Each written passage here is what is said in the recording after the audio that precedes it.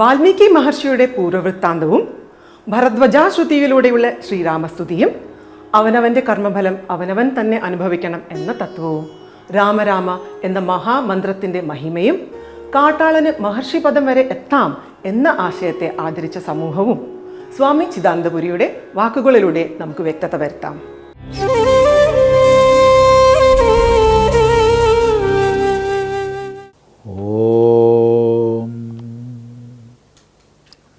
ഗുരുർബ്രഹ്മാ ഗുരുർവിഷ്ണു ഗുരുർദേവോ മഹേശ്വരഃ ഗുരുസാക്ഷാത് പരം ബ്രഹ്മ തസ്മൈ ശ്രീ ഗുരവേ നമഃ. ഓം സദാശിവസമാരംഭാം ശങ്കരാചാര്യമധ്യമാം അസ്മദാചാര്യപര്യന്താം വന്ദേ ഗുരുപരമ്പരാം.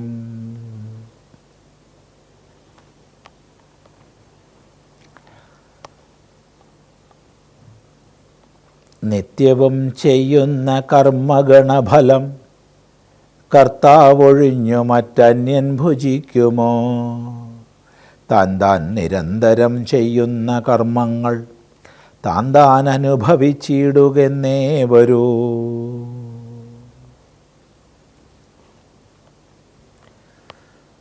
വളരെ ശ്രദ്ധേയമായൊരു ഭാഗമാണ്.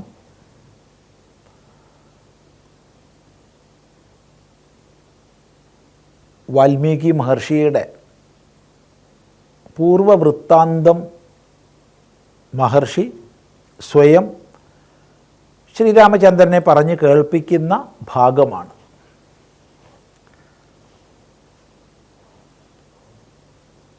സന്ദർഭം വനവാസം ആരംഭിച്ചു. ശ്രീരാമനും സീതാദേവിയും ലക്ഷ്മണനും ഗുഹനാൽ സ്വീകൃതനും പൂജിതനുമായി യാത്ര തുടർന്ന് ഭരദ്വാജ ആശ്രമത്തിലൂടെ വാൽമീകി മഹർഷി നിവസിക്കുന്ന സ്ഥാനത്തിൽ അവരെത്തിയിരിക്കുകയാണ്. അതികഠിനമായ ക്ലേശകരമായ യാത്രയാണ് അവർ ചെയ്യുന്നത്. അങ്ങനെ ഇരിക്കെ സീതയോട് കൂടെ ലക്ഷ്മണനോട് കൂടെ താമസിക്കാൻ ഉചിതമായൊരു സ്ഥലം പറഞ്ഞു തരണമേ എന്ന് വാൽമീകിയോട് ശ്രീരാമൻ പ്രാർത്ഥിക്കുന്നു. സർവ ഹൃദയവാസിയായിരിക്കുന്ന ഭഗവാന്, സർവലോകവാസിയായിരിക്കുന്ന ഭഗവാന്, എല്ലായിടത്തും നിവസിക്കുന്ന എല്ലാവരുടെയും നിവാസസ്ഥാനമായ ഭഗവാന് ആര് ഞാൻ സ്ഥാനം പറഞ്ഞു തരാൻ എന്ന മട്ടിൽ വാൽമീകി ശ്രീരാമനെ സ്തുതിക്കുന്നു. എങ്കിലും ലോകവൃത്തിയ സീതയോട് കൂടെ താമസിക്കാൻ സുരക്ഷിതമായ സ്ഥലം പറഞ്ഞു കൊടുക്കുകയും ചെയ്യുന്നു. ആ ഒരു സംഭാഷണത്തിൽ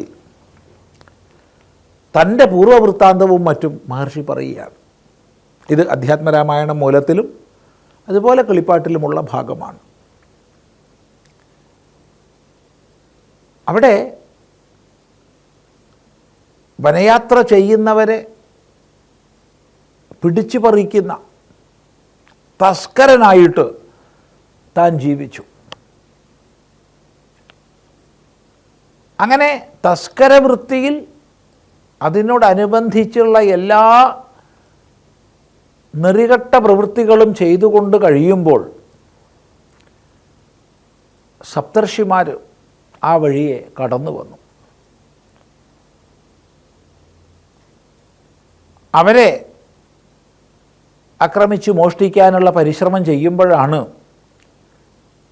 നീ ചെയ്യുന്ന പാപകർമ്മങ്ങൾക്കൊക്കെ മറ്റുള്ളവർ പങ്കുചേരുമോ എന്ന് മഹർഷിമാർ ചോദിച്ചത്. അത് പുതിയൊരു ചിന്ത അദ്ദേഹത്തിൽ ഉണ്ടാക്കി. മഹർഷിമാരുടെ നിർദ്ദേശമനുസരിച്ച് വീട്ടിൽ ചെന്ന് അന്വേഷിക്കുകയാണ്. കുടുംബം പോറ്റാൻ വേണ്ടി ഞാൻ ചെയ്യുന്ന ദുഷ്ടകർമ്മങ്ങൾക്കൊക്കെ നിങ്ങൾ പങ്കുചേരുമോ എന്ന്. ആ സമയത്ത് വീട്ടിൽ നിന്ന് ലഭിച്ച മറുപടിയാണ് ഇവിടെ പറയപ്പെട്ടിട്ടുള്ളത്. നിത്യവും ചെയ്യുന്ന കർമ്മഗണങ്ങളുടെ ഫലം കർത്താവ് മാത്രമാണ് അനുഭവിക്കുന്നത്. കർമ്മഫലം കർത്താവിനാണ് എന്ന് മാത്രമല്ല, താൻ നിരന്തരം ചെയ്യുന്ന കർമ്മങ്ങൾ താൻ അനുഭവിച്ചിടുകയെന്നേ വരൂ. തൻ്റെ കർമ്മത്തിൻ്റെ ഫലം താൻ തന്നെ അനുഭവിക്കണം. വേറെ ആരും അതിൽ പങ്കുചേരില്ല. കർമ്മത്തിൻ്റെ ഫലം കർത്താവ് തന്നെ അനുഭവിക്കണം. ഇങ്ങനെയുള്ള വാക്യത്തെ കേട്ട് വിരക്തനായി തീർന്നു. താൻ ചെയ്ത ദുഷ്കർമ്മങ്ങളെക്കുറിച്ച് പശ്ചാത്താപ വിവശനായി തീർന്നു. അങ്ങനെ സപ്തർഷിമാരെടുത്ത് തിരിച്ചെത്തുകയും അവർ വളരെ കാരുണ്യത്തോടു കൂടി രാമമന്ത്രത്തെ വ്യത്യയേന തിരിച്ച്, അതായത് മര എന്ന് ഉപദേശിക്കുകയും ചെയ്തു. അങ്ങനെ സപ്തർഷിമാർ ഉപദേശിച്ച പ്രകാരത്തിൽ രാമ രാമ രാമ രാമ രാമ മന്ത്രം ജപിച്ച് ജപിച്ച് കാലമെത്ര കടന്നുപോയി. ആ താപസന് ചുറ്റും വൽമീകം മൂടി. പിന്നീട് സപ്തർഷിമാർ ആ വഴിക്ക് വന്നപ്പോൾ വൽമീകത്താൽ മൂടപ്പെട്ട മഹർഷിയെ കണ്ട് അത്ഭുതഭരിതരായി. അങ്ങനെ വൽമീകത്തിൽ നിന്ന് പുറത്തു വന്നതുകൊണ്ട് അദ്ദേഹം വാൽമീകിയുമായി. ആ വാൽമീകിയാണ് ആദികാവ്യമായ ആദ്യ ഇതിഹാസമായ രാമായണ കർത്താവായ മഹർഷി, വാൽമീകി മഹർഷി. ഇവിടെ നമുക്ക് മനസ്സിലാക്കാനുള്ളത്, മന്ഥരയുടെ ഉപദേശം കേട്ട് കൈകേയി എത്രമാത്രം ദുഷ്ടയായി തീർന്നു എന്ന് ദുസ്സംഗത്തിൻ്റെ പ്രഭാവം നമ്മൾ ശ്രദ്ധിച്ചിട്ടുണ്ട്. രാമായണം നമ്മളെ അത് പഠിപ്പിക്കുന്നുണ്ട്. അതുപോലെ സത്സംഗത്തിൻ്റെ പ്രഭാവം എത്ര വലുതാണ്. ആ സത്സംഗ പ്രഭാവം കൊണ്ടാണ് കാട്ടാളൻ പോരാ തസ്കര വൃത്തിയിൽ കഴിഞ്ഞ ആൾ മഹർഷി പദത്തിലേക്ക് ഉയർന്നത്.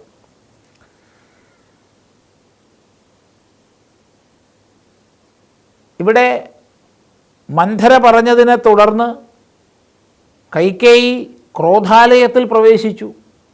എന്നിട്ടാണ് കാര്യം നേടുന്നത്. പക്ഷേ ക്രോധാലയത്തിൽ ഏതാനും മണിക്കൂറുകളെ വേണ്ടി വന്നിട്ടുണ്ടാവുള്ളൂ. എന്നാൽ മഹർഷിമാരുടെ ഉപദേശം കേട്ട് കാട്ടാളൻ തപസ്സിലേർപ്പെട്ടു. ആ തപസ് സഹസ്രാബ്ദങ്ങൾ നീണ്ടു. എളുപ്പമല്ല. മറ്റത് വളരെ എളുപ്പമാണ്. ദുർജന സംസർഗത്തിൻ്റെ ഫലം അനുഭവത്തിൽ വരിക വളരെ എളുപ്പമാണ്. സജ്ജന സംഘത്തിൻ്റെ ഫലം നേടണമെങ്കിൽ കഠിനതരമായ മാർഗങ്ങളിലൂടെ നമ്മൾ ജീവിതത്തെ നയിക്കേണ്ടി വരും. ദീർഘകാലം കാത്തിരിക്കേണ്ടിയും വരും. അതങ്ങനെ തന്നെയാണല്ലോ ലോകത്തിലും. ഈ വിഷയത്തിൽ മാത്രമല്ല. ഇപ്പോൾ ഒരാൾക്ക് വളരെയധികം ക്ഷീണിതനായ ഒരാൾ ഒരു വൈദ്യരെ കാണിച്ചു. വൈദ്യർ പറഞ്ഞു, നിങ്ങളൊരു കാര്യം ചെയ്യൂ, ഈ രസായനം കഴിക്കൂ. എത്ര ദിവസം കഴിക്കണം? ഏറ്റവും കുറഞ്ഞത് 90 ദിവസം. എത്ര ദിവസം കഴിക്കണം? 90 ദിവസം എന്ന് മറുപടി. എന്നാൽ ഒരാൾക്ക് ജീവിതം മടുത്തു, ആത്മഹത്യ ചെയ്യണം. എന്ത് വഴി? മനസ്സിലാക്കി, വിഷം കുടിച്ചാൽ മതി. എത്ര ദിവസം കുടിക്കണം? 90 ദിവസം കുടിക്കേണ്ട, ഒരൊറ്റ ദിവസം കുടിച്ചാൽ മതി, അപ്പം തന്നെ ചാവും. ജീവിതത്തിൽ സത്സംഗത്തിൻ്റെ പ്രഭാവം പതുക്കെ ഉണ്ടാവുള്ളൂ. ദുസ്സംഗത്തിൻ്റെ പ്രഭാവം വളരെ പെട്ടെന്നുണ്ടാവും. അത് നമ്മൾ ശ്രദ്ധിക്കേണ്ടതാണ്. ഏതായാലും മഹർഷിമാരോടുള്ള സംഘത്തിൻ്റെ ഫലമായി കാട്ടാളൻ മഹർഷിയായി. ഈ മഹർഷി രചിച്ചതാണ് രാമായണം. അതാണ് നമുക്ക് ആദി കാവ്യവും ആദ്യ ഇതിഹാസവും. സാന്ദർഭികമായി പറയട്ടെ, സകല ശാസ്ത്രങ്ങളുടെയും മൂലമായി നമ്മൾ മാനിക്കുന്ന വേദത്തെ വ്യസിച്ചത് വ്യാസനാണ്. 5ാം വേദത്തിൻ്റെ സ്ഥാനത്തിൽ ഇരിക്കുന്ന മഹാഭാരതത്തെ രചിച്ചത് വ്യാസനാണ്. 18 പുരാണങ്ങളെ രചിച്ചത് വ്യാസനാണ്. ഈ പുരാണങ്ങളെ ആഖ്യാനം ചെയ്തത് സൂതനാണ്, രൗമഹർഷണി. ഇതൊക്കെ എന്തിനു പറയുന്നു എന്ന് ചോദിച്ചാൽ, ഇവിടെയൊന്നും ഏതെങ്കിലും സമുദായമോ ജാതിയോ നോക്കിയിട്ടല്ല നമ്മുടെ പരമാചാര്യന്മാർ നിശ്ചയിക്കപ്പെട്ടിട്ടുള്ളത്. വാൽമീകി ആയാലും വ്യാസനായാലും രൗമഹർഷണി ആയാലും ഇന്നത്തെ സമൂഹം വികലമായി ധർമ്മത്തെ ചിത്രീകരിക്കുന്ന വിധത്തിൽ പറഞ്ഞാൽ അവർ കാട്ടാളനോ അല്ലെങ്കിൽ കുതിര തെളിക്കാരനോ ഒക്കെയാണ്. ചിന്തിക്കുക. ആശയത്തെ ആദരിച്ച പൈതൃകമാണ്, അറിവിനെ ആദരിച്ച പൈതൃകമാണ് സനാതനധർമ്മം. ഓർമ്മിക്കുക എന്ന് മാത്രം സാന്ദർഭികമായി പറയട്ടെ. ഓ